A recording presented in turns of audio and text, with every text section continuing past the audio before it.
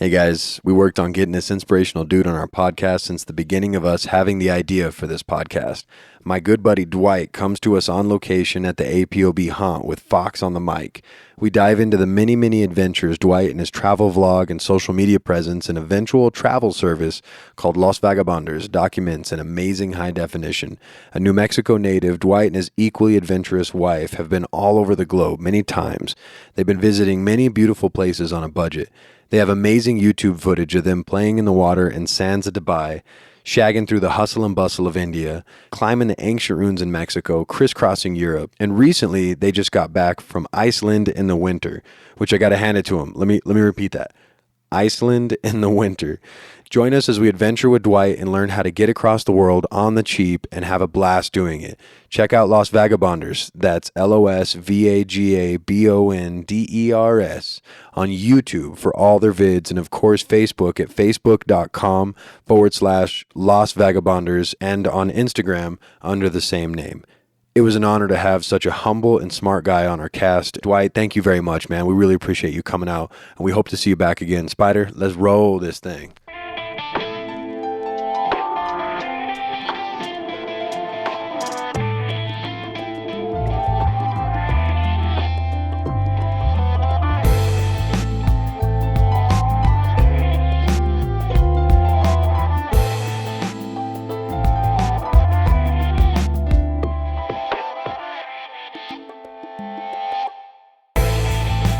Welcome to a Perch of Birds podcast. We got a whole house here today. Got Mr. Dwight Zier Hey. from Los Vagabonders, the traveling extraordinaire.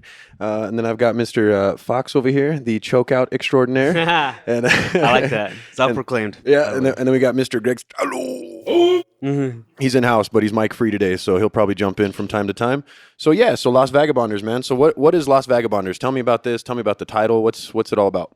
So basically, man, we just, me and my wife, we just kind of started traveling, give or take like 10 years ago, right? And so it started out just as, like everybody, and we're just kind of traveling and having a good time. And then it kind of expanded into a little bit of this idea of like wanting to video and wanting to get into photography and the normal stuff like that, right? And then I started kind of looking into it more and wanted to see like, okay, so when I'm preparing for a travel or something like that, or we're going to go do something, I kind of like to read a little bit, get a little bit of information of where I'm going, see what other people have done and things like that. And so I thought, I don't know, there's holes in what you want to see, and there's holes in like, well, how do you get from here to there? So I don't know. When you say holes, you mean like like knowledge, like knowing how? Knowing, like in specific, like, all right, you're going to this country, right? We don't want to take a tour bus somewhere. Would it be better to drive? Would it be better to take like a train? Would it be better to take a helicopter? Yeah, something. You know what I'm saying? Yeah. So I was like, man, I don't know. This is kind of like a market maybe where it's untapped or something. And so I'm thinking, like, in the big scheme of things, like, maybe there's something there, something that maybe, Expedia, Hotwire, all those places don't offer Hotels.com. Yeah. So I'm like, sponsored by Orbitz. So I'm like, maybe, man, I can make like a travel type of deal where it's for like the introductory, not specifically like international, because we've even done like US stuff, but something where it's just like, all right, it's like a TripAdvisor, but it's more immersive, right? Like you get people that have actually done this or whatever, and they know and they see like these different things that are going on. So anyways, basically that, but like at the other side of it, like a vlog too, like just kind of like a travel vlog and just like a cool kind of something, to watch or whatever. Sure. And I'll speak to the content, man, because I have been watching, but of course last night I went and did my homework and I watched like, I don't know if you saw those thumbs ups that were coming your way. But No, I haven't checked it yet. No, yeah, I was going through and me and my wife watched all the videos, man, and well, most of them I would say. I think some of them we like the ones that were in Colorado. I think I may have missed a couple of those, but yeah, like you said, you've got international. I think probably the most recent one was Iceland. Yeah. That we watched. Yeah. And then I think from there we kind of went all the way back through Dubai, through India,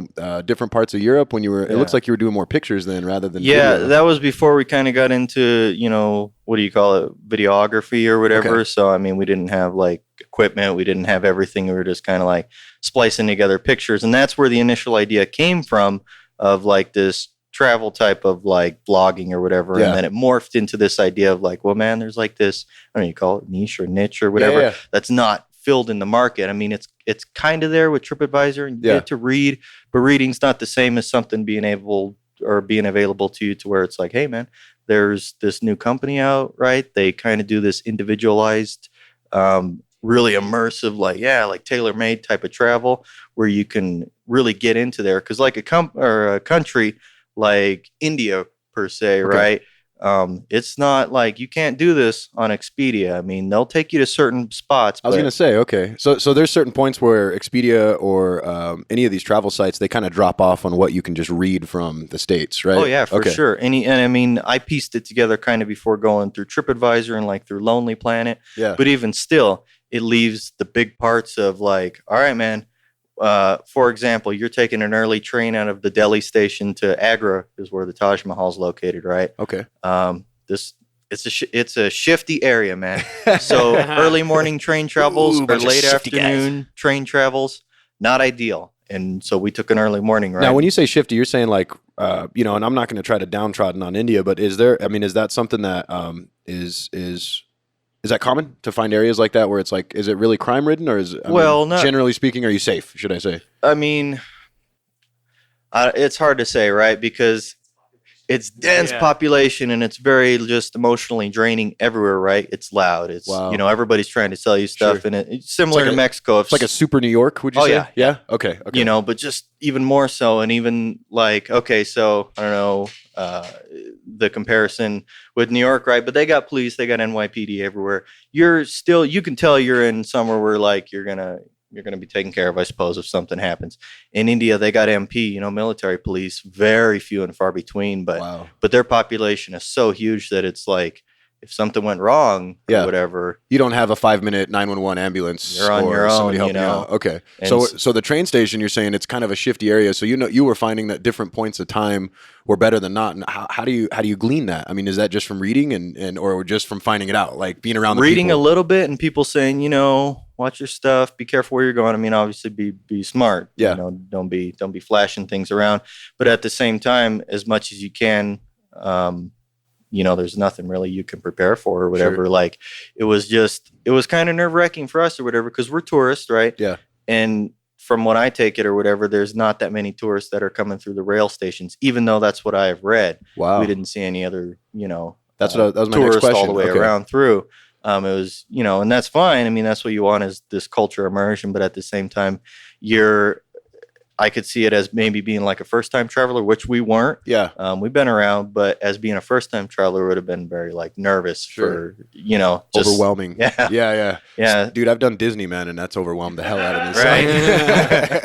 Right. So when you're on the tracks, man, I that was something I have for whatever reason, my 3-year-old, my 7-year-old, my boys, they will put on these YouTube videos that are like these 24-hour marathons. They'll strap a GoPro to the front of a camera in India and just let that sucker roll, picking people up, driving through, dogs running across.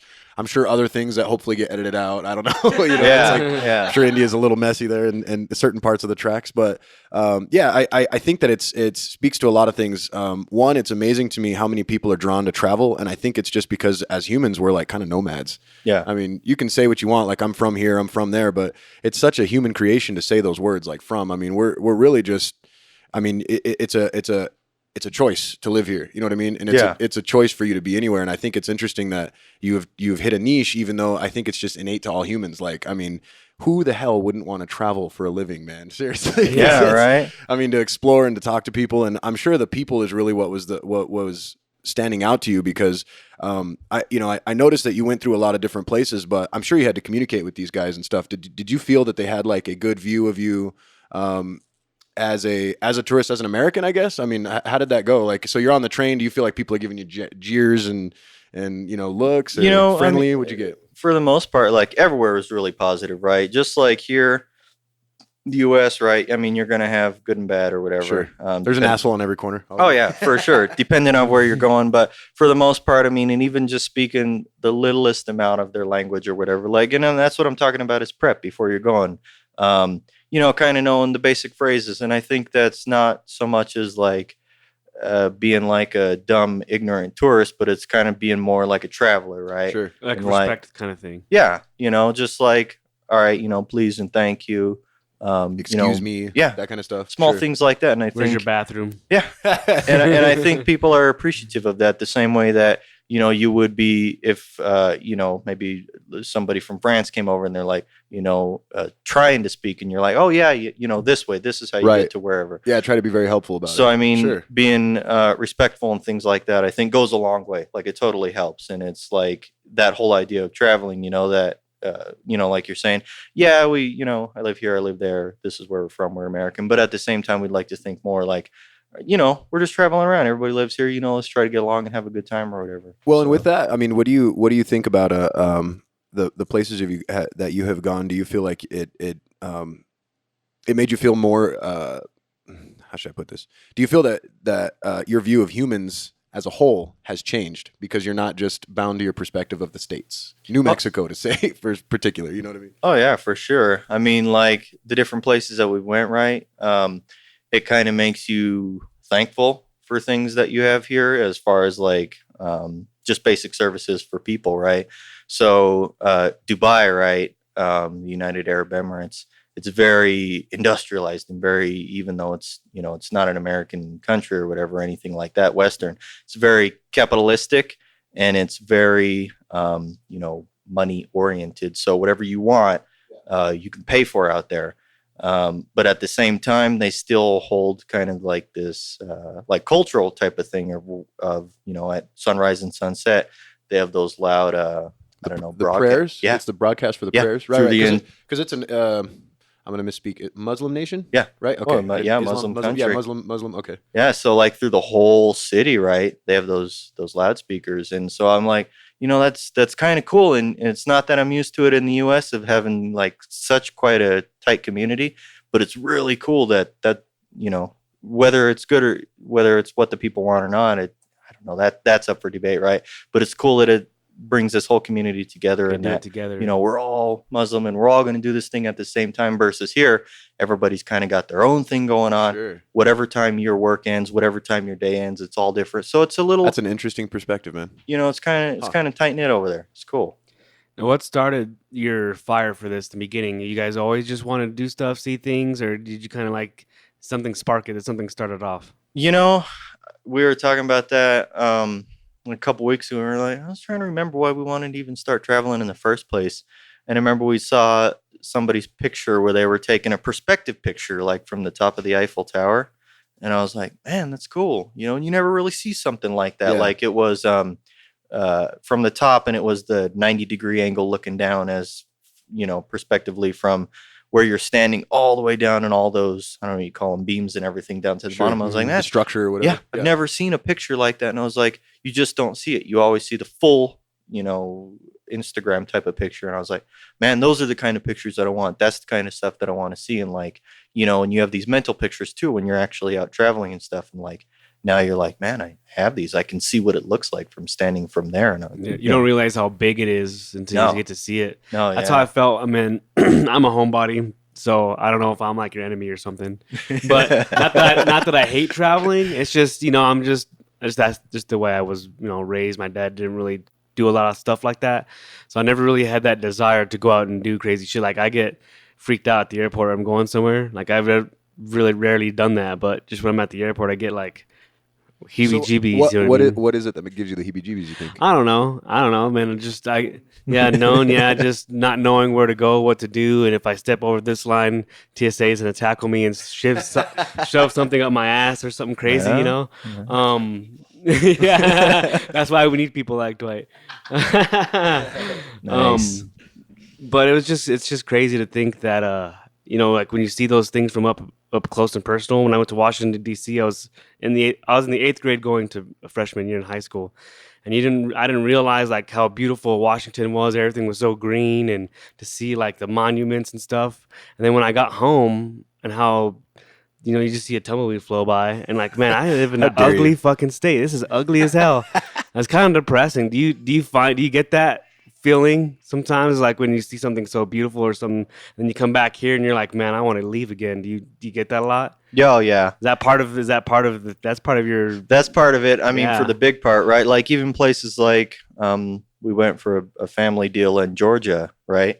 And so the South is just green and it's lush and Has it's, rain. yeah, Little and things like that. and it's like, man, I'm like, I don't know. It makes you, kind of question like, oh, do we truly even like, like Morgan was saying, do we even truly want to be like, oh yeah, we're from New Mexico? It's just, it's kind of an indescribable feeling, but it's just like, all right, we're here, we're working cool, we're doing this so that we can do this travel later. And that's kind of what we're always like thinking about. Like even now we're kind of planning like our next type of deal. And we're like, we want to go here. So I don't know. I'd say it's kind of like work, right? But then it's kind of like you're always having that one thing to like look forward to. So Sure. Sorry, I don't know. I think I probably trailed off the question. No, I got you. but- I feel you. Because I feel the same way about. I've recently started to travel, but it's not going to be near. I've never left the country. I could say that. So, but I've gone to Disney twice, and I've done it with. What's that? You ever been to Mexico? I have never been to Mexico. Only the new Mexico, sir. But no, but I've never been to Mexico either. I've actually gotten very close to the border, and I turned back around. I was playing around in a rental car one time. But you didn't know that hurts. But yeah, but I in doing that, like it can be very overwhelming. I think at first when you have never traveled on your own, because putting the pieces together is a pain in the ass, man. Like it really is, and especially when you're trying to deal with multiple parties that are underage. Because then you got more things that attach to it, and then thank God I don't have any problems, but I know that there are people that for whatever reason they could have their license suspended or something. I mean, you can't even get out of the airport unless you have a good license, and I had an issue where I had just had my license expire and I was like, man, and our plane leaves in like 3 weeks, and I was sad, dude, because here they got to send it to you and you take, so something that small, that could just knock you off your block. But I feel like with traveling, man, like it's something that again, we're innate to do it, because once I did it the first time and we had an issue, it was small, but it seemed like a big deal. Got it all squared away. Well, we go the next year and I had a big deal and it didn't feel like a big deal. And I'm going to share that story with you because I feel like a fucking idiot. So I went, I rented a car, rented this nice like Nissan 2016 Murano, right? All right, cool. So we're cruising the beaches in Anaheim, or, Anaheim area. We're just cruising down the coast. We're finding different beaches. We're playing. Well, I go and get some ice cream, and I go and I thought I put the keys back in the backpack. Well, I guess I didn't. I don't know where the hell they went. Do you know how much it costs for a laser cut key if you don't buy the little $17 insurance? About $800. Oh man! So I had to bust out a credit card and Uber the kids back to the hotel, and it's going down, and all of our stuff was locked in the car. So we're like in swimming trunks when the sun's going down, and I'm like, no way to feed the kids. Yeah, dude. And they're all just looking at me like I'm an idiot. I'd never used Uber before, right? Well, there's the first time for everything. Here we go, Let's do it all today. Yeah, right? Seriously. And like the dude shows up and the kids are like, "Where are you going to be, Daddy?" "Here with the car, honey. Just go, Are you going to be, So but it was funny about that because just going through the motions, like and it's different when you're traveling when you're a kid and you have chaperones and then when you become of age and the challenges you come across. But I think with international travel, the thing that really gets me is that it's not as accessible to us in New Mexico, and I don't like that. I like even Southwest, it's hard to get. You have to fly somewhere and then literally jump to another airline in a lot of cases, or if not go. Because I noticed you guys had some videos where you guys were leaving Albuquerque. How many? I mean, does it cost more because you guys have to change planes, or I mean, how do you work that? Like, where you're trying to get out of the country, like honestly, for sure. I mean, because it's going to cost us more to get to a hub like Atlanta, or most of the time it's JFK for. Okay. I don't know. I guess, I mean, for our travel for now anyways, we've done like a lot of Western Europe and what would you call it? Western Asia. But yeah, it costs us, a couple $100 just to get where we need to go to be able to leave. To begin. And do you guys ever get like big issues though? Like you guys get flights canceled and shit like that? Is it a bigger deal being international like that? Like, do you guys get flights canceled that you have to go and get a hotel room? Oh yeah, it's happened. I mean, like for example, right? Like when we were going through, where was it? A few years ago, we went. So we flew into Amsterdam, right? And then we kind of did like, just like a driving down through, Europe and stuff. The like red light that. district? Oh, I thought that's No, we ended up in Switzerland, right? And so we had a few extra days and we got there before schedule. And we were like, man, we should utilize this. And in Europe, right, they got these cool kind of little hop on, hop off airlines where you can basically our plan was to jump from Geneva over to Barcelona. Okay. For about Spain, right? Yeah. Okay. For $40 a person. Damn. Yeah. Jeez. When you're saying 40, and I don't want you to run off on this, but just to answer my question, is it euros? Or can you pay an American like that? No, yeah, you pay it on the website or whatever, and it's U.S. dollars. Okay. I didn't know how that works. Sorry, go ahead. But yeah, it was $40 US per person on it was like Jetstar or one of them, one of these smaller European airlines that are just jumpers through the. It was like Uber with an airplane. Yeah, pretty much. but yeah. So, anyways, we leapfrogged that and we went to Barcelona and we changed our return home from Barcelona instead of Geneva, right? Well, we had a problem with the airline, and they said basically since you changed it in a small amount of time, that we're not going to honor your flight from Geneva back to, it was like Chicago, and then Chicago all over the U.S. back to Albuquerque. Right, they can't just fly here, damn it. So they canceled that flight, and this was at like 10 o'clock the night before the flight. So that was awesome. Jesus. Wow. And so we had to spend like the next hour or whatever on the phone with Expedia, who this is years ago again when we booked with them. Yeah. And then calling the individual airline. And it was a mess, man. Wow. It was a total mess. And it was like, but I mean, did you feel like at the time, like, did you feel trapped, or did you, like, I hear it coming out of you like more like it's an opportunity though, right? Because I mean, there was half of that, trapped, and half of it was stressful, but I was like, no big deal. What we did is we ended up taking another one of those little cheap airlines back to London. And then we were able to hook up like with our original kind of type of flight pattern from London home. So it worked out, but it was the fact that, I guess 10 o'clock the night before your flight, it was like kind of a very stressful thing. Oh, right? yeah. And I was like, oh man. And again, this is when we were on the novice side of it. I was like, oh man, I don't know what to do. What are we going to do? And there's those few minutes or whatever where it's, you get that. Oh shit. Yeah. So now you're trying to help those people that were in that situation. Mm-hmm. Yeah. That way it's like, hey, you can have Greg, I got to repeat what you're saying, man. I don't know if they can hear. So Greg's saying, he's off mic, but he's saying that essentially bringing it full circle. Thank you. But he's Dwight's essentially trying to bring value to people by taking those scenarios and making them teachable moments, and essentially giving somebody wisdom to not get their flight canceled 10 o'clock the night before. And, so when someone comes to you and they have like that, I've seen Taken, who hasn't seen Taken, right? So are people afraid of that? Is that like I have a very special set of skills. Because I mean, honestly, like thinking like now that I have kids, to think of that scenario is super freaky. But it's Hollywood, it's media, so like I want to know how real is that. It's not like that. I mean, yeah, there's, just like we're talking about, there's dangers everywhere for sure. Yeah, sure. But it isn't any worse than, when we're hanging out in New York City in the late hours or whatever, you don't want to be on the streets. Right. Yeah, I mean, if anything, when we were in Dubai and in Paris, we actually had gotten lost there one time because I couldn't navigate the bus system. You act like you're not from there, man. What the Yeah, so we got lost and we were walking around at like 2 or 3 a.m. and there was never an issue like that. And even prior to travel, I had my friends and my parents, and they were like, "Oh my God, you got to be very careful over there in countries like that." I'm sure you get a lot of that. Yeah, and it's because it's this media that we have here in America or whatever. It's just fear of like the xenophobic type of situation that's going on all around the world. I'm proud of you for saying that, Doug. Yeah. I really am. So you feel that in your travelings, you feel that that's something that you can actually say is illustratively true? Like you're able to see that happen? Like, oh yeah, and in the reverse, do you feel like the media in other states that other countries that they have a biased view of you before you talk to them?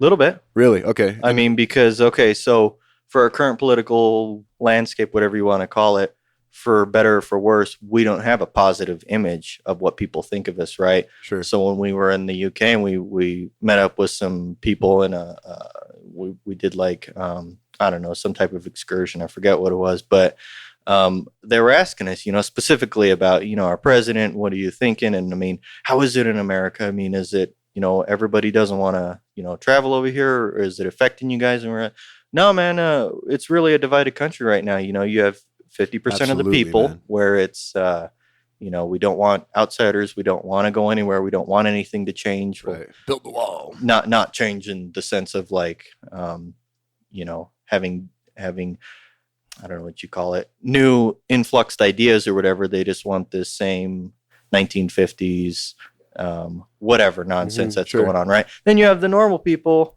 I like to consider myself part of, right? And we just want to go on, and we want things to get better, better medicine, better all this and that, right? Well, I think it's just being progressive in all things, not like picking and choosing what you're progressive about. That's the thing that I don't like. I think progressive is overused for like liberals, but and I'm not going to run into the politics with you, but I think it's interesting to see that we can definitely get pocketed into this characterization as an American, air quotes, because it looks like our president is, oh, that's who we all are. That's not the case, and not to say that I don't agree with everything he does, not to say I agree with anything that he does as well. Whoa. That's very. but yeah. So then when you talk to them, do you feel like is that their like?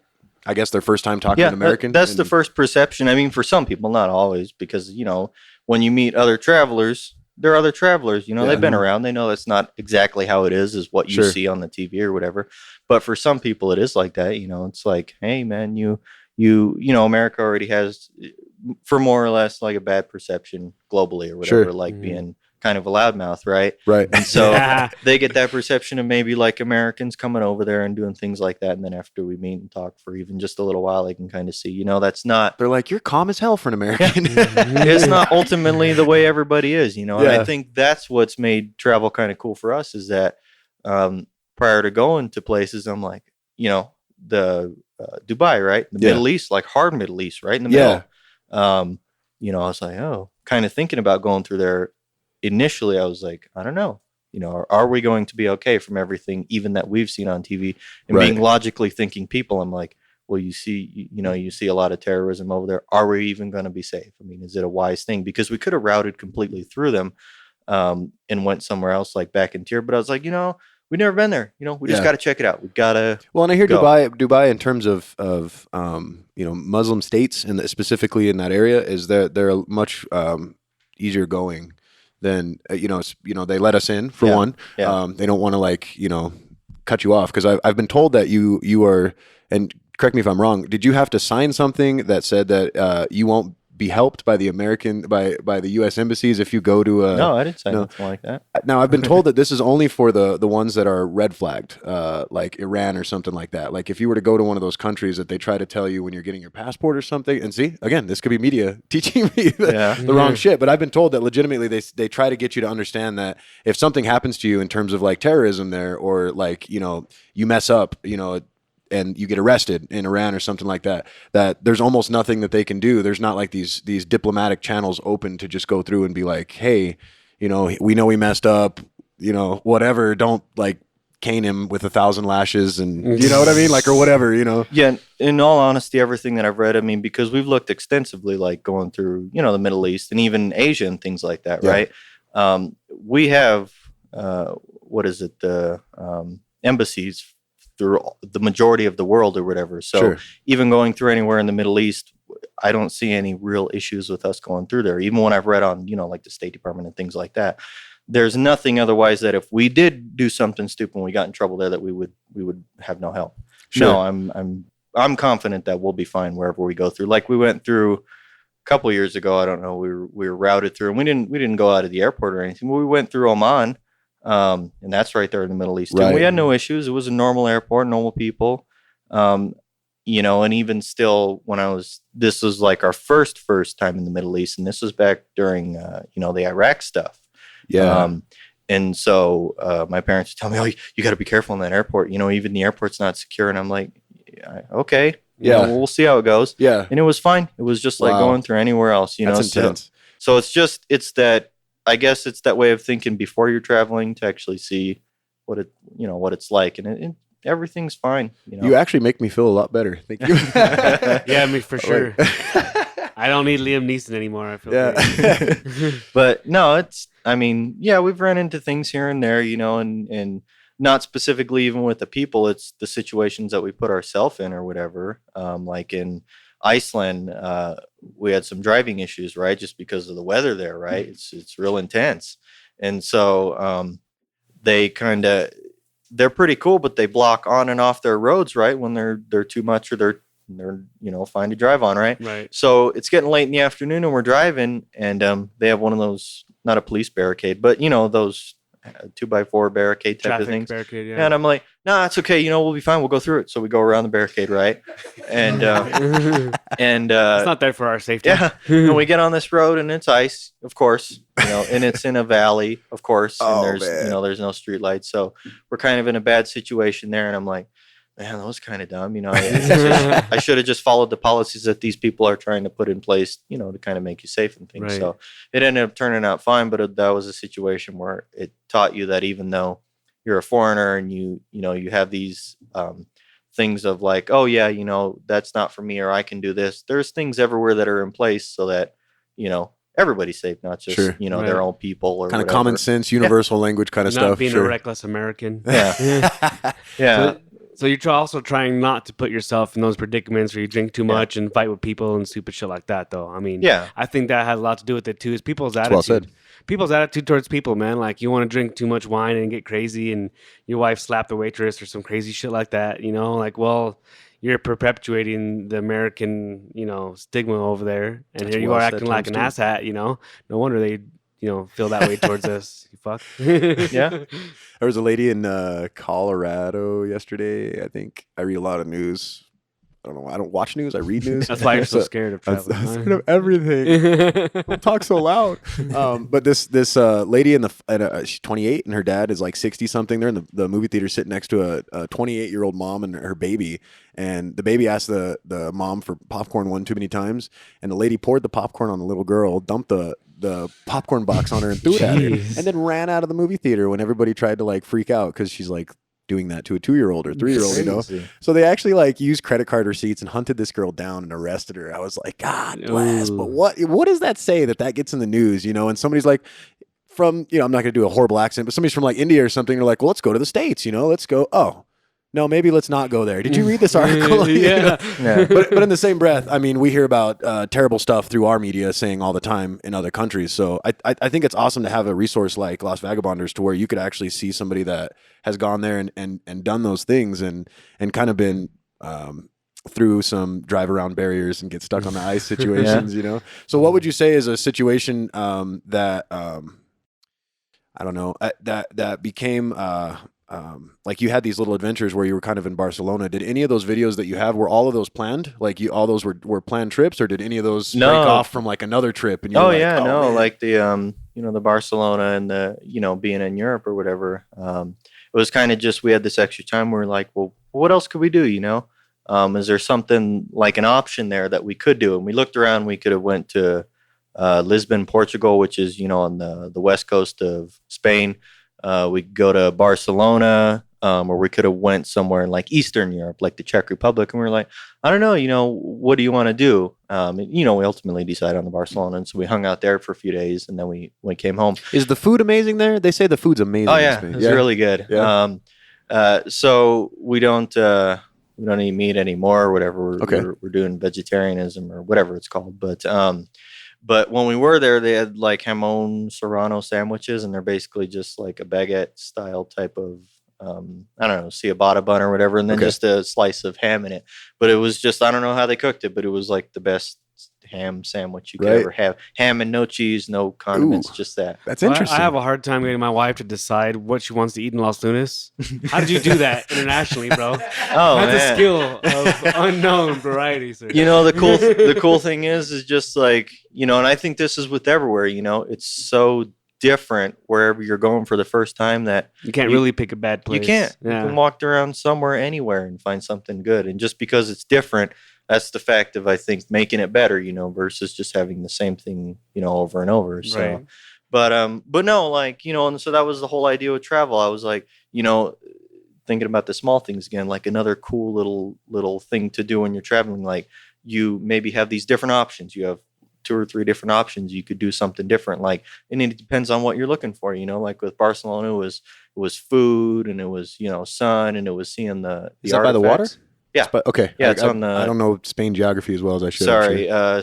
Spain's kind of like in a diamond shape or whatever, right? Okay. And then Barcelona's like right on the east coast. So, Okay. right there by the water. So, Sure. so that kind of was what we wanted to do there, is we just wanted to be in this city and, checking out this stuff and seeing all this cool stuff. But it depends too, So like if you wanted to do something like with the Iceland trip, right?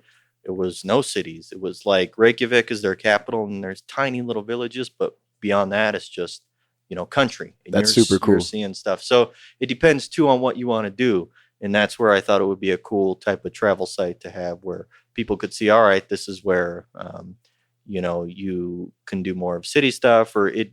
I don't know. It's hard to explain. It depends on what you want to do. You go to Reykjavik and you may have like 6 options of things you can do, and you just try to get as many of them done or what you want to do in X amount of time, right? Would Yeah, that kind of pretty be much. okay? Or if you're like an outdoorsy backpacker, this is where you want to do. Or if you want to eat cheese for 6 hours, this is where you want to go. Right? Dairy Yeah. cheese is delicious. I love cheese. So okay, I want to kind of delve into some of these trips, maybe pull some cool stories. What would you say? I'm going to start with the fun one. What was the worst trip you guys had? Purely just for sake of like, holy crap, I'm sure the experience eventually was good, but what was the one that was just the stressful one? Even if it was just that much. Yeah, I mean, and so like little side note with that, even with all the bad stuff, like we even talk about it after, and I'm like, I don't know. I'm glad we had that. Right. It was a memory. You got out of New Mexico. It's like unique. I'm going to say it. But for a little while, right? But yeah, probably the most like stressful one was the India, just because it's very hard to plan there. Like, so you have one airport that you fly into in Delhi. Everything routes through Delhi, Sure. right? And what they don't tell you before you go, which I read a little bit about, but if you're just going in, you don't know. There's Old Delhi and New Delhi, right?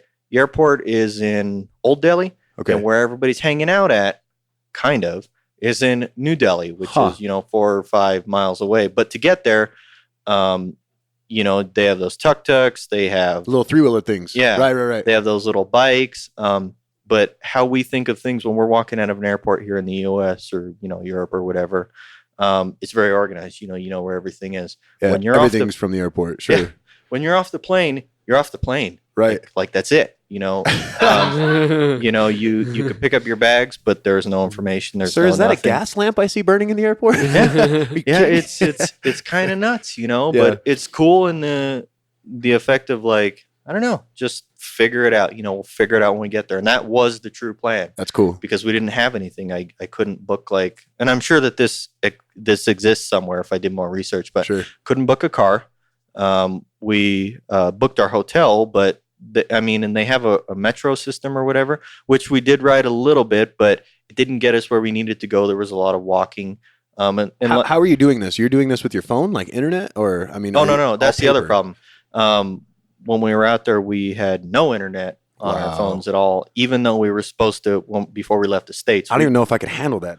Yeah. I was like, Yeah, I was like, man, before we left, we called the phone and we were like, all right, we need this set up before we go, and we got there. No, it wouldn't work. Not at all. Not even the roaming stuff, we turned it all on. So anyways, that was the stressful aspect of not knowing how to go anywhere in a city that Sure. you're unfamiliar with. And just the planning and stuff. But it's fine. I had whatever, the little stuff that we printed out before I left. I was like, look, I need to go here. Can you take us here? And there's a little bit of a language barrier in it, but knowing a little bit of Indian phrases, we learned. We were able to get there. But what do they speak? Hindi. Hindi. Okay. Yeah. Okay. But oh, sorry. Go on. No, I was going to say, I didn't know if is that mostly what everybody there speaks? I mean, that Hindi was... and English. Oh, okay. I mean, English is the international language. I mean, everybody does speak it, but at the same time, I don't ever expect anybody to speak it. And I think Sure. maybe that's a good thing, right? Because you're going in thinking that they're not going to speak it. Right. So you're always trying to set it up to where you're probably being respectful with the way you're communicating. You're not expecting stuff out of him. Again, the American thing we go back to. Yeah.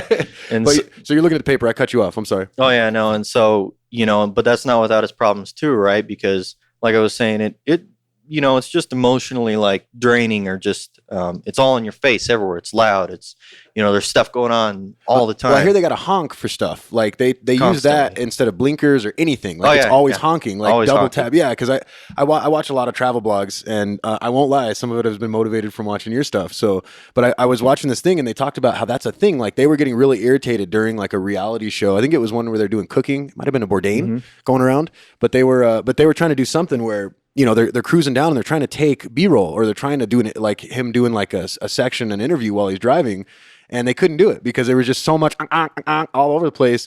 And so they finally just took some B-roll of just showing what was happening as they would go into place after place. And they said like they were having to shout almost because it was so damn loud just in main street traffic cruising around. That's insane, man. Yeah, no, for sure. It's like that, and so that was like a kicker. It's just, it was different here, even than from New York or Chicago or something. Sure. It's just loud. But yeah, they use the horns everywhere. But back to that idea of like, us just getting from the airport to our first hotel or whatever, and not knowing where we're going. Yeah. Right. So they drive us down these streets and I kind of know the direction we need to go, east to west or whatever, sure, or northwest or whatever. And so I know we're not going this way. Right. And we turn off onto the street and I was like, hey man, where are we going? And at that point I'm getting a little frustrated because I know we're not going where we're supposed to be going. Right. And, so we pull off and he stops and he takes us into, well, not takes us, but, stops and says, hey, we need to get directions here. We need to get directions here. Right. Huh. And he wants me to go into this, I'd imagine it's like a travel agency type of thing or whatever. Okay. Who knows?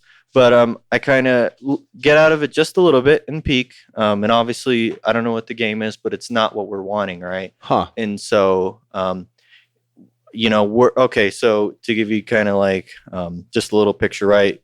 Wife's in the tuk-tuk with the two backpacks, the traveling backpacks, right? Right. I step out of it and I'm like, oh, okay, yeah, well, let's figure out, let's try to play this out and see what's going on. So we step out 2 feet. I think ultimately it would have been like a travel agency or they're trying to sell me something or whatever. But the driver starts heading back to the tuk-tuk, right? So it's kind of weird. And I was like, no, we're not doing that. Yeah. So we get back in and I grab the bags and I'm like, at this point or whatever, you have to be that person or whatever. You can either take me where I want to go or you can get paid nothing and I'll get out now. And I mean, if you want to try to stop me, we'll see how that goes. Yeah. But that's that American speaking. I was yeah. But you know what I'm saying? Like that was a bad experience. And I was like, he's like, oh, no problem. And so he ended up ultimately taking you where he needed to go. Everything's fine. But you know what I'm saying? That was kind of like our first experience right off the plane or whatever, and it wasn't really a great one or whatever. And especially if you've never traveled before or whatever, that'd be kind of like stressful and stuff. So I think maybe things like that, like I don't know, it's good that they happen at the same time, even with a bad experience. But it also it kind of keeps you to where now you know how to keep on the defense for scenarios like that in the future. Because I'm sure people are, like you said, they're, even though it is safer, I'm sure that there's people that prey on tourists coming out of a taken kind of scenario. But for sure. I don't know, man. I haven't known your wife in many years, but I remember from high school, bro. I think that guy would have had his hands full. Yeah. She is French, right? I mean, she's French. So how does that go, man? And we haven't brought her up at all. So how does that dynamic fit into things? Is it different traveling with her, say, to like Dubai, where they have different opinions on how women should be dressed and how they should behave? And that's part of like our individual culture or whatever, right? So my wife is actually from El Salvador, and then like her dad and grandfather from France, like in Bordeaux, and then her mom originally is from El Salvador. So I guess they met, somewhere in the middle, and that's where she's from. And so but she came to. Because she has a French accent, right? Yeah. Okay, so she was in France and then came here. Well, not born in France or whatever, but she's visited and, with the family ties. Sure. So she's half French family and then half, Salvadorian heritage. Okay, so she's got some international experience before she even met you, kind of. Like she's done this traveling kind of stuff before and all that. So it's kind of old hat for her. Yeah. I'm sure. Okay. I mean, young girl, not traveling in the aspect of like how we do now as adults, but she was a kid and all that. But still, I mean, I'm sure it's easier to be in those scenarios, for lack of a better way to put it, but as a woman, and not be as uncomfortable, because you've been there before, been in a scenario similar, you know what I mean? And gone through it fine, And I think that helps, I mean, like she came here internationally or whatever, immigrated to the United States and did everything, whatever I don't know what the process is, but did all that. And then, growing up kind of thinking like, okay, I don't know. Maybe that was what pushed us to travel a little bit. Maybe it was. Does she talk a lot about it? Like when you guys were first getting together? Like, do you think that's where it came from? Like she would be like, oh, well, when I was in France or I was in El Salvador, that pique your interest, maybe start to spool that up? Yeah, a little bit. Sure. I mean, because, as a child, I don't think I ever thought of traveling. I didn't, I didn't really think about anything of going anywhere. I just remember seeing all the pictures in the books and stuff. Right. You know? And I'm Nat like, Geo. yeah. Well, you see all those crazy videos on Facebook, like some of the ones that come through your page. I mean, you just see all the beautiful beaches and the water that you can see all the way down to the bottom. And it's just beautiful. And sometimes, I don't know what it is. I guess it's probably a negative thing to think that, but like, man, I'll never see that place. But you guys are actually doing it. That's cool. Well, and that's, you know, when we talk to a lot of friends and family and a lot of people, you know, they're always thinking, oh, it's so expensive to do that. Or, you know, I just couldn't do it all together. I just, you know, I don't know how to plan, or I don't know how to do something. And so that piques my interest in like, okay, well, there's that thing where I can kind of, you know, help out or whatever. I'm like, yeah, you know, we did this, you know, you can do this or this or this. Yeah. You know, it works this way. And then that other side of it of like, showing them how much it actually costs, you know, what the true costs are for, you know, like us. I mean, Right. it's not that expensive. It's not these big things that you can't do. I mean, it's making it a priority. Like, okay, to be able to pay for all this, because everything costs money. Sure. Everything in life, right? The way that we're able to pay for this is that we set aside, you know, a specific amount of money every month, and we treat it like a bill. I mean, it's treated like that, you know. That's awesome. I have to put this away. I have to, or we're not going to be able to do this. Right. And as often as you do, because you guys travel how many times in a year ish? Maybe like 4 or 5. Wow, you know, man. And this including like small stuff or whatever. Like if we do something in the States or like you know, like in Mexico or whatever. Like we try to break them up into the large travel, which is the more costly, and then the cheap travel, which is, you know, Colorado stuff that's cheap. close. Yeah. Sure. But What do you got, Greg? Here, I'm gonna throw you on the mic. Here you go. Greg's jumping in. Hold on. Well, I'm just curious. What is the total cost for like your Iceland trip? Yeah. Like I mean, in dollars, U.S. dollars, how much is that? So He just goes right to it. we went in off season, right? Well, I mean, off season is Yeah, Iceland in the winter. I was gonna ask you Well- about that. Yeah. yeah, right. I mean, so we went in off season, what they consider off season, but it's technically not, because you have your winter season and your summer season. Winter seasons for Northern Lights, ice caving. Summer seasons for, you know, seeing everything else or whatever. Oh, okay, that makes But sense. Then. we went in winter season, which you know, we still ended up spending close to I think maybe what we would have spent in summer season. But when we initially looked, and I was even telling Greg earlier about the flights, right? So we were like, oh, you know, let's just price match. Yeah. So we went on Expedia and Priceline in those places, and they originally had us on like a 27-hour flight, routing us through London. And if you know where London's at, you know, as compared to Iceland, it's all over the place. And I'm like, this is ridiculous, with layovers, you know, like somewhere in Chicago. So extending your trip, condensing the amount of time that you have Iceland, and that ended up being like $1,400 or $1,500 on Expedia per person. Wow. Whereas when we booked it individually, and I used like AirTrex, this other weird site called Kiwi, and then Kiwis. Skiplagged. And so you kind of have to piece them together, and it's more work that way, right? But we ended up getting to Iceland for about $700 a person round trip. So That saves a lot of cash. Maybe cut it in half. you know, so like $1,400 for the flights, and then in Iceland they have hotels, right? But it's like costly. I mean, we're talking like $100, $200 a night. Huh. So we did a lot of the Airbnb, which makes sense anyways, because there's really only hotels in like Reykjavik, Right. which is the main city and everything you fly into, and then they're few and far between in the Outside cities, of there. but they're expensive, right? So Yeah. Airbnb is the way to go. So ultimately, with food and everything, maybe like $2,700. Yeah, and that was us living lavish too, because eating there is very expensive. Like we're talking, if you ever check it on TripAdvisor, Lonely Planet, like I don't know, $30 for a cheeseburger meal. You know, like at a way. restaurant. Wow. It's like What's the story on that? Is it just because they don't have? I mean, everything's frozen. Would that be a thing, or like what? You know what I mean? Like you can't like have like I don't know. I think know. part of it is import, right? Because they have like to import. Hawaii or Alaska, where it's hard to get basic goods. Like milk's like $10 a gallon in Alaska. And I or mean, something. I don't Sure, know okay. again, but you know, I don't know if there's a whole lot of, you know, meat or dairy cows or whatever. And I Right. mean, granted, we don't eat those things anyways. We do like definitely the more plant-based diet. Oh, that was but in- well played how you did that. So is it cheaper to eat that way It too? is cheaper. How funny. Okay. Like for sure. Like, and side note, we always talk about that. I think us eating is cheaper than what we used to eat as well, because, you know, meat costs. Yeah, you know, yeah. processing. But anyways, like hamburgers are expensive, even just, you know, general drinks and things like that were very expensive, right? So we did kind of, you know, when we were in the cities, we would make it a point to eat out, one night or whatever, like if we're in one of the towns. And then the rest of the time when we're on the road, we're not stopping, we're not getting food. We're just kind of like picking things up at the supermarket and then like taking them with us. Right. But even then I felt like we just were loose with the money. Like we could have been a lot tighter and we could have saved a lot more. So you had some left kind of when you were done? Oh yeah. Okay. So wow, that's awesome, man. And then, I mean, the other part of it that Iceland was really cool is everything's free. I mean, so like there's, I don't know, 4 or 5 different like type of waterfalls we saw. There's no entry. It's free. I mean, it's not like, I don't know about our parks here. Yeah. Well, even when you go to the beaches, there's a fee to park.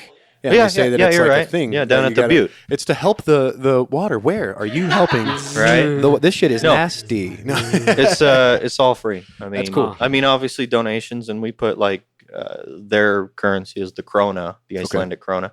So we got like, and this is what's weird too is right the currency conversion. Mm-hmm. So we converted like $200 and we got, what was it? I think it was like 800 or 900 krona or something like that. Wow. It was very high. Yeah. So we had a ton more krona, but then things cost more too. Like for a meal, it's like 100 krona or something like that. Okay. In comparison. So it's decently offset and all that. Yeah. Okay. So everything, the values around the world, I think are all the same. But anyways, the idea behind that is that we had krona things. So they asked for a donation if at all possible. I'm like, this is worth it, so we'll stick in the money. But ultimately, if you're going there, it's all free if you want to see anything. And do they have something similar to like our parks? Like, do they have like a park service where there's some cats that take care of it or?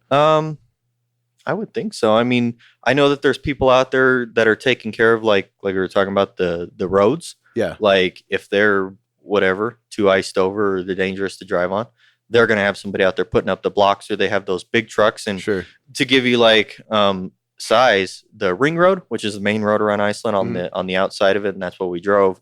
It's about 800 US miles, right? Wow. And so it ices over pretty regularly or whatever. And they have those trucks out there patrolling early morning, every morning, de-icing that road so that you can just get out and drive on it.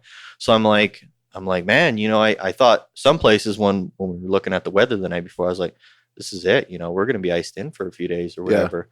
Yeah. And no, we got up the next morning and granted, everywhere there's 2 or 3 feet of snow on the sides, but they're de-icing this thing. So going to town, they're definitely taking care of it. And one other thing I noticed, and I don't know if this is just Iceland itself, but there's no trash, there's no debris anywhere. There's not, that's awesome. I don't know. It just doesn't look like it was lack of taking care of things. So I don't know if they necessarily had to take care of things or if people respected it more because of the natural beauty, but everything is well taken care of. That's interesting. Now, I always throw this out there for people traveling too, because I always am curious. When you go and you have like these places where you want to like shower up and have those, the wife is the wife and she wants to get clean and stuff like that. Yeah. Do you find yourself lacking that anywhere, or do you kind of have to work on that your own? It depends on, how you're traveling. Like when we did India or whatever, it was, for lack of a better term, just like a little bit more dingier, and it's definitely like, a third world country. Yeah. More. Right. as much as they say it like that, is that what you would say? Is that very much a third world country? And it's kind of sad and stuff because they have a lot more areas that the government doesn't take care of themselves in, perspective to like the US and the way that we see things or whatever. Wow. Like there's help here if you really want the help, for like our homeless population there is nobody to help them. Like nobody is going to help them. So I think that breeds a little bit of like, contempt for the government and just lack of like caring for everything. But anyways, there's a little bit more like debris and things like that in India. And you can kind of just tell, there's a little bit less of a caring of like the, area itself and, why you want to take care of things and things like that. But anyways, back to the main point of like, we're traveling in between here and it's hot, it's humid there. So definitely you want to, wash up and things, but it depends again on how you're traveling. Like, we tried hostels once before, where you're hanging out with a bunch of people in like kind of a bunk bed style where you're hanging out in a room. And there's shared showers and everything and facilities, but shared showers. Yeah. Like a big room that everybody showers in? No. Sorry. So, I was like, man, right. running with that, man. Yeah. This is interesting. This is getting juicy. And your wife was okay with that, you're saying? Yeah, it worked out good. No, like a shared bathroom, like it's, you're by yourself and it's a regular bathroom and everything, like a public restroom. 10 cats use one restroom Pretty or something. much. Sure, okay. But, we didn't really, I don't know, it wasn't really for us. We didn't like it too much. So when we go, we do Airbnb, which is nice. And that's, I love Airbnb. That's what we did in Disney. I had to do it, man. Yeah. Individual homes, people are really nice. And then you get a little bit more too. Like you meet the people and it's cool. And you get like we were in one place or whatever. And I think we were making spaghetti or something one night because they had a kitchen, right? Okay. And we dropped and broke our sauce or whatever. And the lady was like really nice. She's like, here, I have an extra one that you can have. And I was just like, man, that's pretty cool. You know? Like you wouldn't get that at a hotel for sure. Right. So that's cool. They can probably give you some insight too. Right. Yeah. Like we asked her a little bit about, here and there, is this a good place to hang out at, or is this like the best company to go through for whatever, like diving or something? And she's like, yeah, So it depends again on how you want to travel, but like I would recommend like Airbnb was good to us. Sometimes we use Expedia for hotel bookings. Like in Europe, it was okay. You keep going back to that. Why Expedia over Travelocity or Orbitz or? In the years that we have used like commercial booking sites or whatever, I didn't like Hotwire, didn't like hotels, Priceline. They all seemed a little bit more expensive than Expedia. So truly, they have been cheaper to us, but then in getting into it deeper and you want to save your money for traveling, you start to look at it and like, we're traveling through here. Is AirAsia cheaper? Is SpiceJet cheaper? And you see only a fraction of what they're offering. So like, for example, they may not offer a cheaper price because they're not, for whatever reason, behind the scenes contracted with this particular company. Like they do not contract with those smaller airlines in Europe, right? So that's how we got these cheaper prices, right? And then same thing through Asia. There's a ton of tiny little Asian airlines or whatever, like Indigo and SpiceJet, which again are these little hop around type of things that you can, but absolutely cheaper than you would these bigger airlines or. Oh yeah, for sure. Or the fees. But you know what I'm saying? Like in comparison, like, okay, so if we're doing something, I'm going to do it on my own, first of all, and I'm going to price match everything, Airbnb, Expedia. You may throw something else in to see wherever you can get the cheapest listing. But at the same time, you want to not trade quality for like where you're staying at. So if we can get a nice cheap hotel on Expedia versus staying at, maybe an Airbnb in somewhere, that's not as nice an area, then, we'll stay at the hotel or whatever. Sure. So it seems like you don't really have, this thing 100% nailed down before you go. I mean, you have you have most of it down in terms of like, I'm leaving today and I'll be back then, hopefully.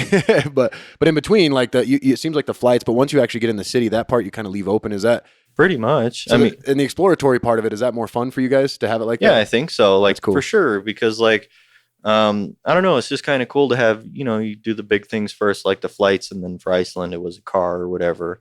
Because we know we're gonna have those expenses, right? And then you set aside a certain amount of money for food, and then you kind of try to estimate as well you can, which I usually do like 100 to like max $150 for lodging or whatever a day. So that kind of gives you a reference point of how much your trip should cost. Overall and all that. But no, like we went to a side trip. We went to Italy one year, right? And so we flew into Venice, and our plan was to drive down to Rome, right? But we didn't have any of the hotels reserved and everything. And so we're kind of driving through. And this is one of the first times I was like, man, this is cool that we did it this way. And you either think it's going to work or it's not going to work. And it worked out. And we got like a suite type room in Pisa, and it was pizza. It was really, really cheap. And I was just like, man, this is so nice. This is like, you're just surprised. It was like the nicest room you'd ever gotten. Yeah. And it could have worked out really bad where it was costed us a ton of money, but it didn't. And it was awesome. And so that's kind of how we, travel now. Are you taking these things down, like these places you're going? Are you putting them in a journal or something? Or oh, yeah. Okay. I write most of the stuff down because I had that idea of like, who knows if it'll ever take off or it'll work, or if I could help somebody with their travels. But I was like, I don't know, it's kind of cool to document the way you go through, and then sometimes I'll go back and read it, and I'll be like, oh man, yeah, I remember that place. And then obviously too, like we take pictures of everywhere that we go just so we can remember. Like we stayed at whatever, this place here, and this was the hotel. And I'm like, oh yeah, that was nice. And Yeah. you know, we can remember those things.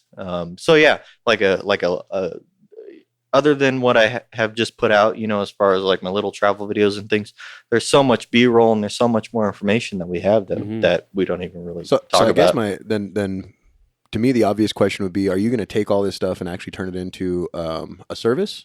Yeah, I mean that, you know, that's what we'd like to do, but Okay. at the same time, I don't know, kind of like we were talking earlier, I don't want it to be a job, you Right. know? I don't want it to be work. Unless it is your job. True. Right. And that's how I feel about podcasting. I couldn't take on, and I've done it, you can ask Fox many times. I've taken on like more interviews than I have time for because like I got to work and then kids, wife, you know, and then it's like, man, then podcast for 2 hours, maybe, you know, but I don't want to do like my whole weekend full of podcasts and then just be beating my head against the wall trying to get it all set up and then right into, so I could see that because I'm sure that it could turn into a job if you were to have 10 people that you're just fixing their traveling stuff instead of actually traveling and enjoying yourself. Well, I think it goes along too with people like you're saying it's not as expensive to do this, expensive to do that.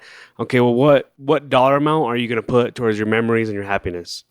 I mean, to me, it's kind of in that mode. You know what I mean? Like, okay, this costs this much money, but to me, that dollar amount is very minimal to the memories I'm going to get to see the look on my kid's The badass face. drone footage. Yeah, I mean, do you have kids? No, not yet. So I mean, when we went to Durango, it was local, but there's just I've never seen that much snow in my life. But to see the snow up to my kid's neck and he was having a blast, like to me that was another level of happiness to see my son enjoy that. And I wish I got that when I was a kid, but it's cool. It was super cool. Like I could not put a dollar amount on that. Never. No, I think that's it. I mean, right? I don't know. We think like that too. I'm like, I don't know. Do you want a new washer for whatever it is? You know, like 2,000 or 5,000. And I'm like, no. You know, like I drive the same car that I have for, you know, like a few years or whatever. And then even we downsized and we just have the one car now. And I'm like, I'd rather have one car with like a nominal payment, if at all anything, you know, and have no other bills. And all of our money is put towards basically not just travel. It's the bigger perspective of just memories, you know, like being able to live your life and have a good time. You know, that's the point. Exactly. Like there's no point in working and getting all these shackles and bills if you're not even doing what you want to do. Right. And so that was the whole thing behind this idea of like, I'd like to do it, but if it like turns into work and it turns into like unenjoyable, then, you know, I won't do it. Right. You know, like it's a cool idea and I think it will work and I think everything will work out, but there's a lot of like logistical stuff to plan out, right? Like the age thing. Okay. You've got, for example, $2,600, you want to do an Asian type of thing or whatever. You know, you've got children with you, so that aspect needs to be catered. What if something happens when, you know, you're on the trip or whatever, one of these things goes medical bad. something or something, sure. Something like that. So all of these larger logistical things need to be planned out, which I think in doing like, you know, business like this, it'll really take some planning. It'll really take me sitting down and putting in time and effort. And I'm fine with that. Yeah. But if it turns into like the grind or whatever, and it's it's too much, then I think that's where, you know, and the liability too. Yeah. Yeah. And I mean, it's got to work too. And the true. whole thing is I'm hoping it ties into like kind of, you know, what we show and people are like, man, that's kind of cool. You know, I'd like to do that. Basically just looking at it and seeing like maybe a video or something that we're doing and like, yeah, that looks cool. I want to do that. Okay. Well, this is what you can do. You can do it here in the way that we say, you know, and you can still have all these options that you want, and it's going to cost you less than what you would doing it this way. Right. And that's teaching these people a skill too, to where it's like, okay, basically we're only going to have like, what would you call them? Like one-time customers, right? And then they learn and that's it and they're done and they do their own thing and they've learned this skill or That's whatever. huge, man. So you're actually teaching the man to fish, essentially. I would think so. Instead of fishing for him. And rather than relying on those repeat people coming back because you already know, why would you go back and pay somebody to do something you could do on your own? Sure. You know, or maybe they do want to come back because they've enjoyed it. I think you would do well with the blog, man. Like just to write out some of the stuff that you've done as well. Just, I mean, in terms of what you've told me so far, because especially if you're writing this stuff down, man, like travel blogs are just solid gold. Yeah. I was looking into going to Puerto Vallarta, I believe, down in Mexico, and decided not to do that because I didn't like the idea of kind of being contained to an area because you kind of have to be within this region. I mean, there's a lot you can do. Don't get me wrong. Like you guys went down there, didn't you? Or where were you guys at? Yeah, we went to Cancun and like Playa del Carmen. Yeah, that's what I meant was that area. And I think it's awesome because you can go to the ruins, you can do all that kind of stuff. Yeah. But I like the idea of, like you said with Iceland, like the whole continent was your playground. Like you had all those options to your, and Mexico is like, man, I get nervous when they talk about like, don't go past this area because there's like armed guys with, AK-47s protecting you. It's like, that's a little scary, a little bit. And I mean, some of it, right? Some of it, you do see it, and some of it is partially accurate. You do have like military police and things like that in Mexico. And we saw it when we were there, people getting pulled over, and there's armed things here and there, and buses getting pulled over. But I think, again, it's how you put yourself into that position or whatever. And so, for example, like in Mexico, we wanted to see Chichen Itza or whatever, the ruins, right? Yeah. And so we were like, well, should we drive, or, would it be more plausible to, do the tour bus, which I don't like tour buses because of that fact of being on a schedule. But in reading what other people have done, and, kind of gathering the information, it makes sense to just go on a tour bus because you ultimately will have less problems in driving, as two Americans in a private car going through blocks and things like that. That makes sense. So, I don't know. Again, it's trying to figure out what is the best situation to put ourselves in. Yeah, it's not ideal to be on a tour bus, but is it the smarter option to do kind of what we want to do with the least amount of hassle versus being in a car? And that's the way I prefer, because you do what you want, or take the rail system if a rail system exists, which it didn't in Mexico, for example. But you know what I'm saying? Just that idea of what's the best path to where you want to go. Sure. One of the things I was going to bring up was the tour bus thing. Not tour bus. It was the Volkswagen van thing we were talking about before we turned on the mics. But I've been recently, just because I was kind of building up to this, I've been running around on some different some travel blog types. But have you heard of V1i, V2i, the super hippie cat from the UK? No, I haven't heard of him. I didn't know of him, so I mean, even though he's decently big, he's not like the biggest YouTube guy in the world. But his videos are well done, and he gets a little far into the hippie stuff for me. But he's got this circle of cats that are around him. There's some girls that do some stuff like that, and there's another one named Steffi Lee. But I was watching them go to Indonesia, and it was interesting to me because it seemed like granted it's hot, but it seemed like they were wearing almost nothing, like just like these little like hippie garbs. But all the traveling they did, I almost never saw them have to move around suitcases and stuff. And it seemed like, just from what I had gathered, that they had gotten to the point where they were real lean with their gear, and they knew that they needed only XYZ, not like, well, maybe. Do you feel like in some of the stuff that you could attest to, like if you were to write a blog or you had somebody that was going through this, would you be able to say, would you have recommendations on gear? Oh, for sure. Okay. Like, I don't, and that's only something that you learn by going or whatever. Right. And that's not something you get, again, from like, I don't know, big box cutter like Expedia, right? Right. So, for Iceland, we packed a little bit heavier than we normally did. I'm not really sure for what reason or whatever, just thinking that it's winter in Iceland. Yeah. Snowy and cold, but even still, I would have taken less than what I would have taken, knowing now or whatever. And I see. Okay, because it was your first time going or what? Okay, so you weren't really sure. So I wasn't sure what we needed, wasn't sure what we didn't need. We went in, like I said, the off season was supposed to be a little warmer than it was, and then that whole storm came through, and so it obviously was colder than what it was supposed to be. So it was good that we brought that stuff, but at the same time, there was other things that we brought that we didn't need, which it would help to know in kind of looking at like the forecast or whatever before we go to the individual place. And depending on where you're going to, like with that dude and they're just kind of traveling around in Indonesia. Yeah. Definitely, I think Asia, Southern Asia anyways, is like, from what I understand, like a warm type of kind area. Hot, so tropical and shit. Depending on what you're taking, and then thinking about that in terms of, all right, space requirements too, right? Do I truly need, like, I don't know, if you're going on a 20-day vacation, do you need 20 shirts or do you need 5 shirts that you can wash? How do you do that? I always wondered about that. You just turn them inside out. Yeah, right. Front to back. Front to back. Underwears too.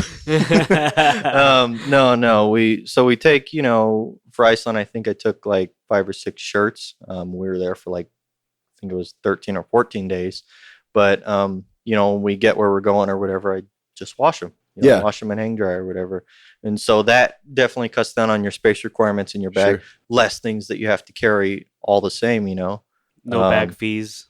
Yeah, no bag fees. That factors in. How big? What's a typical take for like to India? How many bags did you take just for you? Well, I took like a 50-liter backpack or whatever, one of those travel backpacks you see people with. So I took one, the wife took one, then she took like one backpack, and then I took another backpack with like my camera gear and stuff like that. I was going to say, because you carry quite a bit.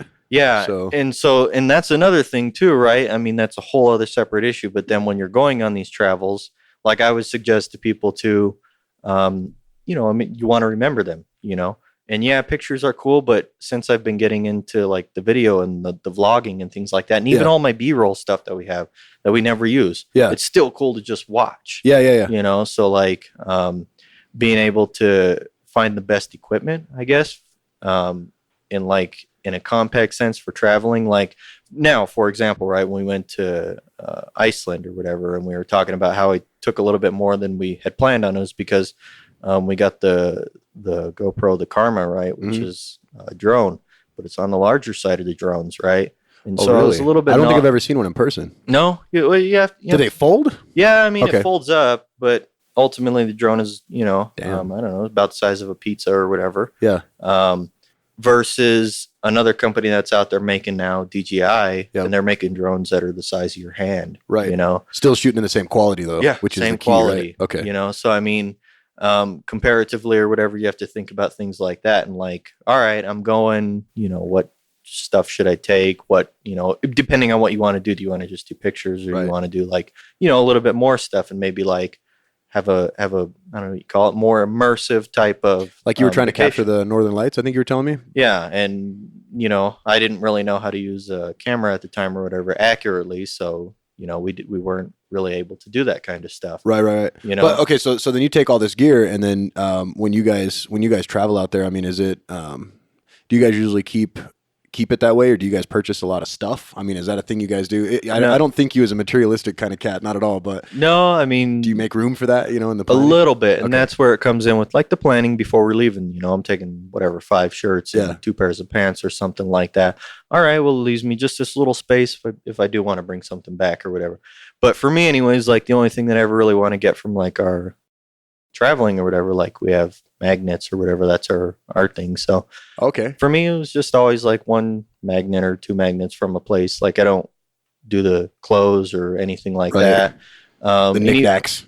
Say again. Come on, man. You know you like knickknacks, Right? Come on. It's all those airport gift shops are full of is fucking knickknacks. No, and they're pricey. They so are. But you know what I mean? Like, you know, but at the same time, we like to bring things back for other people. So maybe small things here and there, but ultimately not like it's taking a big chunk out of Or our a whole bag or yeah, something. or a whole Sure. bag. No, nothing. That's like interesting. That's cool to think that you could travel like that though, and that's something I was wondering about because again, and I go back to it. I have kids, but going to Disney, man, like, holy crap! Like when you go over there, you know, like you have to carry bags for each one of the kids, and we ultimately bought each one of them their own bag. Yeah. You know, and that worked out. But even still, when you go and you come back, it's like, man, I didn't need X, Y, Z. I didn't need that and that. You know, we're keeping notes on that, and I've traveled quite a bit less than you. So, you know, it's something that we're learning, but I would like to attempt to do something international, you know what I mean? And I'm probably going to go through this amazing travel blog I found, Lost Vagabonders. I'm going to give them a shot. and see nice. what- Yeah, no, that- but that's what I would like to be able to ultimately get to is, you know, just for sake of, for my listeners out there as well, I would like to see if maybe on the next time that there's a trip coming up that either Fox or I do, I'd like to kind of get your input on it, man. And then come for back sure. and we'll talk and I'll, you know, kind of, hey, this is what, you know, actually came of it in practice, you know? So that would be really interesting to me. That's why I was asking questions like that. Cause I'm like, how does he do it? You know? yeah, for sure. But you know what I mean? It's like that whole thing of like, you know, you won't know until you really do it or whatever. And I think that the forums are good and the blogs are good and everything that you see is good and it's all helpful, you know, like you said about that dude that was traveling around UK, right? Yeah, well, he's from the UK, but he was doing kind of like you guys do, but he's just wanting to be a YouTube guy. So he just straight goes from place to place, and he doesn't care if he's like in a tent. He'll be in a tent a lot of times. You know what I mean? So he's like he's real hardcore about Yeah, it. and you know, I'm not quite at that point, but I definitely think it's cool and it's something that I would like to watch, you know. Yeah. And if you're looking to do that type of traveling, then for sure, you know, that dude will help it out. And so I'm hoping Well, but that he's not trying to come back as a value added, so I can see that being something that eventually you start to come up with, man. Not everybody is, how should I say it, personable in that way, you know what I mean? To where you can actually put this information into some legible, logical thing onto, you know, to where it's useful for me. Because his seems like it's mostly just YouTube videos of him having fun, and I'm like, that looks cool, but how the hell did you afford that, dog? You know what I mean? So I could totally see how your side of the house is it's just a little bit, it's done with a little bit more taste, I think. You know what I mean? Well, thank you. Yeah, for sure. And with the videos and stuff like that, we were talking about cameras. I mean, do you feel like you said you got the Karma, and then what is the camera that you use? We got a Nikon D3400. Okay. So we definitely have shot some really cool pictures on it and everything, and that's just getting into learning how to do it. I mean, down the line in a few years, I'm sure that'll be a little bit better, a little bit more, precise on how to accurately shoot pictures and everything. So we're shooting with that, and then obviously I got like 2 of the GoPro cameras, the Session 5 and then the Session 5 Black, the larger one, the full size camera. The Session is the smaller camera that GoPro makes, like a little cube. Yeah, and it doesn't do as much or something, right? No, What's the caveat with it? It does everything. It's just smaller. Oh, really? I thought it had like something where it only took clips or something. Is that what it is? 8 megapixel compared to 12? The e-commerce man has spoke. It possibly might be that. I mean, I couldn't tell you ultimately myself. I'm not entirely sure, but I know that they both shoot in 4K. I mean, That's legit. the Hero 5 Black is larger. I mean, it's definitely the regular rectangle size camera, and that's the only one that fits in the drone or whatever. So that's what I took. And that's a mixture of all that footage. Yeah. Those cameras when you show your videos then, right? Yeah, mixture cool. of all of them. So I mean, and that's not even really shooting to their full capabilities. Like I shot it in like 2.7K or whatever instead of 4K, which knowing now I should have shot all in 4K and then just downscaled to 1080. I mean, it's all those little things of like, this is the other side, but that's just technical learning and how to do stuff. Well, it sounds like it's fun too. I'm sure it's fun to play with all this stuff. Yeah. Like, look at And that I mean, shot. that was the first time too that I shot with the drone itself. I mean, if I would have known how to In fly Iceland, it better, that was the first time? Oh, really? Okay. Yeah, so we bought it, or I'm sorry, my wife got it for me for Christmas, like the few months before we went, February 1st. And I really hadn't messed with it outside of 1 or 2 times going up and down. Yeah. So I'm like, I should have practiced with it more because there's all the controls, and you want it to appear very cinematic. Do in all the the way cool that you stuff. film. Yeah. Yeah. And so all I did is just little stuff. I'm going to throw you a little bit of knowledge bone. I use Udemy for anything I want to learn that's I don't want to pay a college for, but Udemy.com, and they're amazing. But there's a cat on there that does there's a few of them, but there's one of the courses on there that's actually it lets you become like cinematography drone certified or something, or it's the criteria to get certified. But there's something, and I don't know who holds these certifications. Like how do you? But nowadays, like you're actually having to start declaring drones as flying objects with the FAA and all this I've if it's heard over about certain. that. But who knows, right? But that kind of stuff gets covered in that kind of course. But that's something I'd want you to see if that's even worth the shit. You know what I mean? Yeah, but I'd check it out. They're like $11. But I literally learned how to do this off of Udemy, like $11. And this guy was like, he's like, you need this, this, and this, and this is how this works. Don't do that, stupid. Do this. It seemed to work. So that's something to throw out there. I participate in some of those courses. They're pretty useful. For I mean, sure. even at face value, just to kind of know what to do and what direction to go. Because people see, hey, this is a podcast. All we're going to do is throw some mics in your face and record. Generally, that's the meat and potatoes part. But to get it to the listeners ultimately was a puzzle. Getting it hosted. God. I mean, just the other thing I would say is the only other thing to really like think about, like if you're doing these things of wanting to capture, like for us, it's just the memories, like capturing everything. The story is king, right? Sure. So like, and then the same thing I think with podcasting, you want it to be, I don't know, engaging, right? So absolutely, whatever is the best gear to capture whatever you're trying to do is the best, right? Mm-hmm. So if it's like somewhere, if I'm trying to, go into like in India, right? A lot of the temples didn't let you have anything other than like, your cell phone or whatever. Oh, wow. So if that's what you capture it on, then that's what you capture it on based on like the constraints that are put on you, right? Right. But you want to always capture that story or whatever, just because, I don't know, you don't remember all the tiny little things if you're little not, nuances. doing anything. Mm-hmm.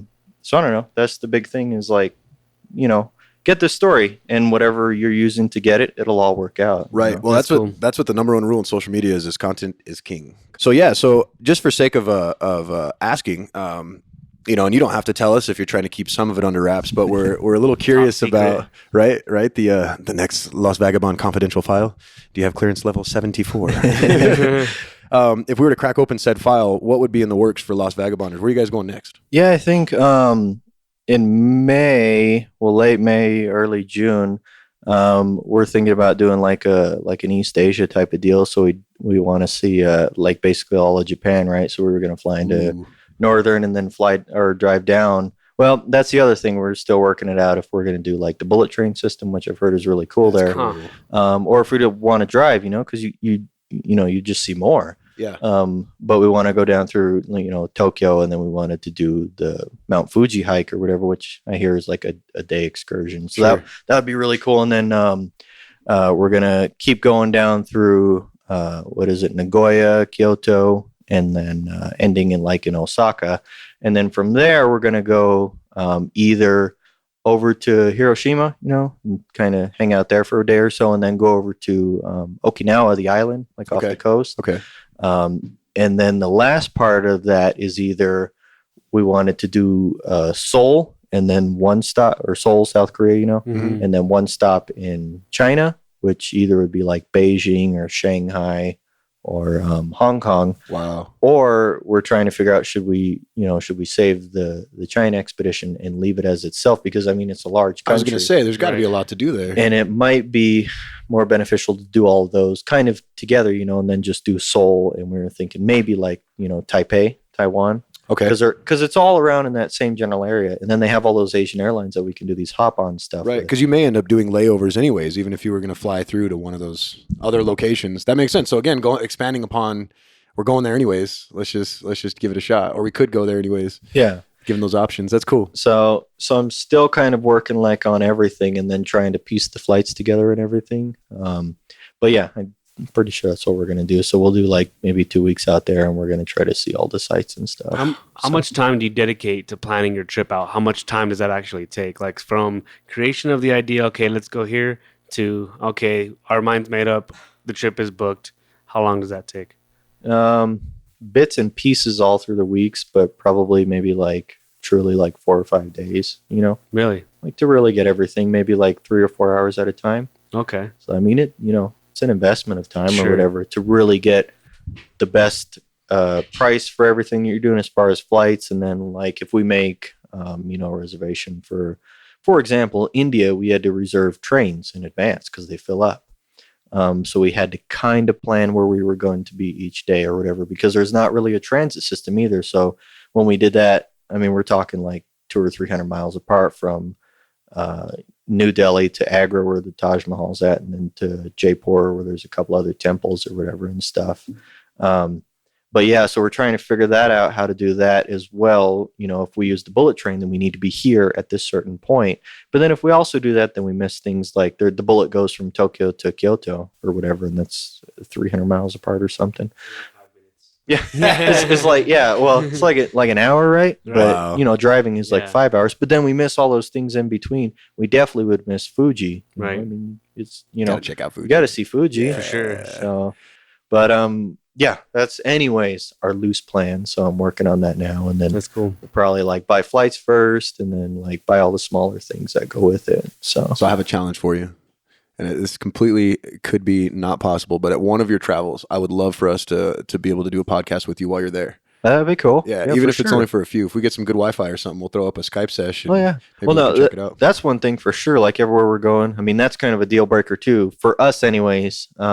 Because I like to put stuff up while we're actually traveling. Here, and here. it defeats the purpose sometimes of, when you're here and you're putting, oh yeah, it's cool, but it's cool to see it in live time, as that's what, like Reynes Javara Beach in Iceland looks like today. you Right. know? Right. That's really cool, and I think I like that when people put those up. And like you said, the Iceland thing, even though that's a totally different in terms of morality or whatever, Yeah. it's what it looks like right now, you Yeah. know. And you can say, oh well, there's global warming, there's this, there's that, there's war, there's all this, so Iceland's got to be melting away. But no, man, look at this gorgeous place that you Yeah. can still be here, and all the people are good people, and no matter what, I think that brings the realism to it. So I can really appreciate that as to what you're doing with that, because that totally makes sense to me, man. Like I want to. That's one of the reasons why I want to bring you on here. This is why I think you are pursuing greatness, because you're showing the world for what it really is. And me as a guy in New Mexico, like I feel like I'm a little more cultured than most, but I've never been there. I don't know those people. I didn't know that I could XYZ, you know, until Dwight told me, you know what I mean? And I didn't know that things were like that. You know what I mean? Same with Nas Daily. Like, I would think that those guys are just at war constantly. That's just how I see it over there in Jerusalem. Yeah. I don't even know what's really going on, but to see somebody like, he's there doing the same thing that you kind of do, vlogging and just talking about the humans that are there and the culture. And like, this is how it is in 2018 in February, March, you know, whatever, you know, like I really respect you for that, man. Yeah. Just Sorry I ran off on that, but I just thought, I'd let you know. I think that's huge, man. And you haven't been appreciate kidnapped, and you're here, so that's great. That's a good start. Liam brought him back. What do we say? Liam Neeson brought him back. So Wi-Fi is a deal breaker. You upload stuff. You like to get it out there the day that you're out there, essentially, or roughly, right? Like you're trying to upload it into the cloud. Yeah. Do you have good internet most places? I mean, Most places, yeah. I mean, like if we're doing the Airbnb thing, I mean, I don't know about specific speeds and everything, but it usually does what we need to do. Like if we're doing YouTube or like, you know, just trying to upload our stuff to like, I use the GoPro app and store it in there and maybe like make a quick edit or something like that. Does it take forever? Because I was in Disney, dog, and I was at an Airbnb. Just again, I'll get off the Disney trip, but like I'm at this apartment and the dude he's like, yeah, it's good Wi-Fi. Here's the thing, and I like dumped like 20 gigs at this Wi-Fi, and it just sat there for like 2 days. I had to leave a laptop on and in the corner. And Really? Yeah. Do you have issues with that? Because I haven't experienced it yet. I mean, definitely quality. You know, like you know, it takes longer to upload like 2.7K footage than it does like 1080. Sure. And so that's why, you know, we're out or whatever doing our gig or whatever, we'll upload like the 1080 stuff. But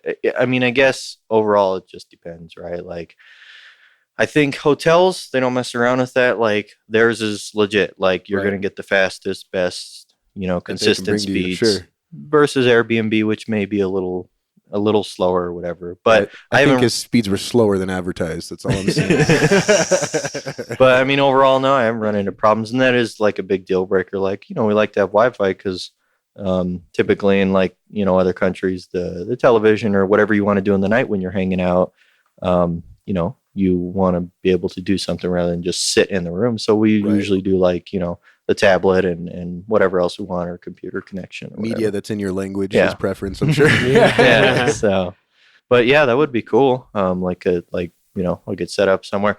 Although the time difference, I think that would be kind of funky. We'll have to figure that out. I worked with some guys in Ireland for a while doing some IT stuff, and it was impossible because the only time that they were really capable to talk to me was like Saturday mornings at like 6 a.m. I was like, man, why? And he's like, well, it's the time that we're all free. You know, that's a horrible accident. How do you be mean at somebody like that? Your voice is so awesome. I'll just take it, man. No, I really appreciate your insight, man, and I think it's cool what you're doing. Oh, cool. Sure. I appreciate you guys having me and everything, and you know, kind of sharing stories and stuff. Yeah. So, well, like I said, we got to do it again. Greg, you got anything else? Sure. Mr. Strallo's been he's been nothing but patient over here. I know he's got something burning inside of him. Come on. What do you do for cell phone service out there? So do you have to buy a SIM card from their providers? Yeah, from what we learned, anyways. Now it's mostly buying like the SIM cards that'll fit into your phone and everything. Because I found that our service, it just don't work. Like when we were in India, it didn't work like at all. Kind of scary. At all. It's kind of scary. Although what I've learned now is there's like a few apps, offline maps, right, that you download prior to leaving. Think about that, man. And now you have your maps, right? Another Las Vagabonders tip. I like it. Travel Offline tip maps. number 175. Yeah. But yeah, man, those, you know, always planning, and I think it'll kind of save you a little bit of headache later, which, Definitely. you know. Is there anything you want our listeners to take away from this that they may not have? Don't do the traditional way, you know. I mean, just look explore around and try to find it on your own. I think it's better that way. I think you make more memories. I mean, even the bad experiences or whatever, you look back and they have value, you know. Yeah. And everything is happening for a reason, you know. So it makes you think about it differently next time. And then, you know, just the general experience of travel or whatever enriches you. It's really awesome, you know. If you can do it, I'd say do it, you know. Do it now, you know, don't wait. Don't have that idea of like, I can't do it, you know. Right. Or before you're old. Do it before you're old. Oh, and yeah. You can't climb Mount Fuji. What'd you say? Fuji. They have great apples. Sure. They have great apples. All right, then. Well, I appreciate you, Dwight. And thank you guys for coming out and listening to us yet again on A Perch of Birds. And come back and listen to Las Vagabonders Part 2. All right, guys. Thanks.